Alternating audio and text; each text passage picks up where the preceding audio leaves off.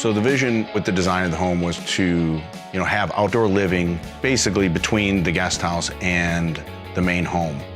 So having phantom screens participate and bring in their motorized screens gave us an ability to have an outdoor kitchen with a seating area that keep the bugs away and you have nice clean air.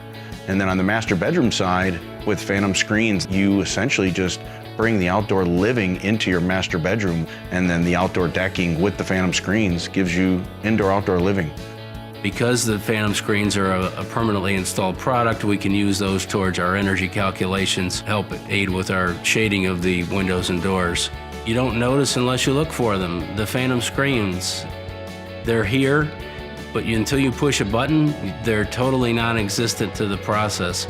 Phantom screens came in and did motorized screens that go up and down, as well as screens that'll work on the sliding glass doors.